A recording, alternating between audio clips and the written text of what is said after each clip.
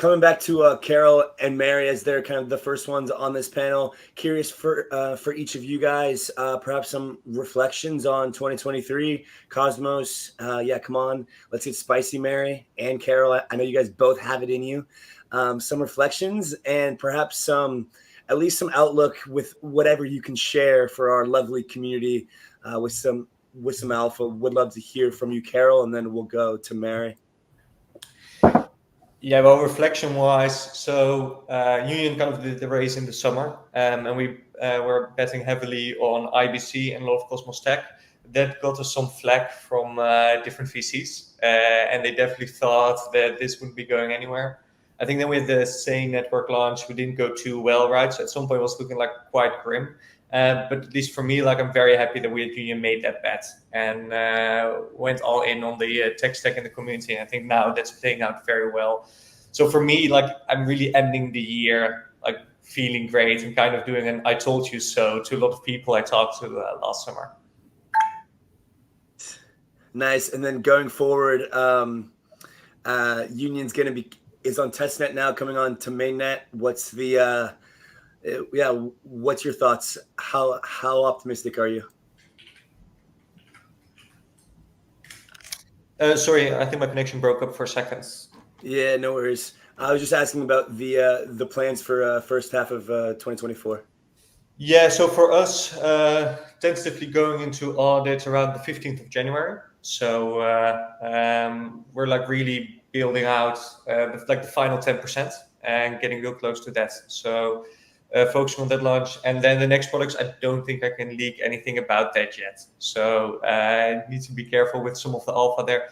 But we've got some cool stuff besides new networks being supported, besides L2 support, some really cool extensions to IBC itself. And that's kind of what I'm most excited for next year.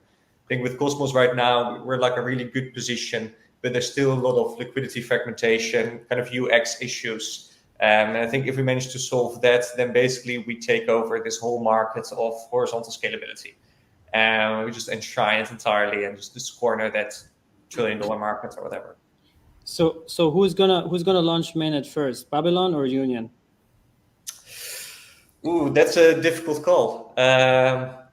I think for us right now, like our testnet, I think has been live a bit longer. But I think Babylon itself has got a nicer, like focused product with perhaps less dependencies. So a full package, so might be able to ship that earlier. We need to go through like a lot of testing of ZK components, consensus of different chains, etc. So we're doing some formal verification, some testing for that to make sure that the system itself is actually sound. Okay, and then who of you two is going to do the bigger airdrop? I think that's the more important question. and who's airdropping to Celestia stakers? Yeah, I'm sure. I think I already dropped the alpha before, but Union is definitely doing an airdrop. I'm probably saying this now. My lawyer's going to message me immediately and say, take that back. Don't share anything yet. So it's just us and 240 people. Don't worry. Yeah. But yeah, they're definitely playing this. I think it worked out so well for building community, right? Like I think the season of doing proper airdrops is really coming back. Users aren't really dumping it, and they're really joining communities. So we're doing everything to do so. Yeah, and I think Mary, if there is something that you're able to comment on, it's this. It's that the way that Celestia handled its airdrop was very wide. You know, it was a situation where I had multiple wallets and users have multiple wallets. But there's different people that help, one wallet or multiple wallets, and they didn't really get a lot of money compared to like some of like these other airdrops that we've seen in the past, like $40,000 Jito airdrop or something. But that kind of small amount but widespread strategy allows you to kind of get into the hands and minds of tons of users, and also they're kind of less incentivized to dump because, well, $500, $800, $1,000 versus like something like a $40,000 airdrop. It's a bit more of like let's kind of see where this goes. So I guess my question to you, Mary, is I'm just curious how you're thinking about the community development post, about a 6 weeks, 2 months after airdrop, kind of reflections on your strategy with launch, owning this modular word, and just how you doing? Yeah. I mean, it's been a crazy year for the entire team. a lot of sleepless nights, I think, for the entire team. But I mean, we were focused on supporting as many developers as possible. And it's been awesome to just work with teams excited about Celestia.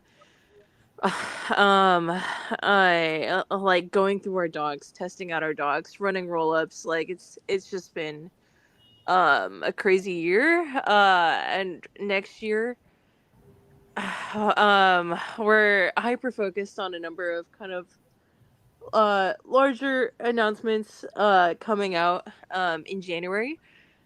A number of teams announcing that they'll be building on Celestia, and then a kind of specialized hackathon strategy that we're all kind of like excited for. So next year will, I guess, like arguably be crazier for our team than this past year was. I don't know how spicy I can get. Celestia is kind of like a wholesome project.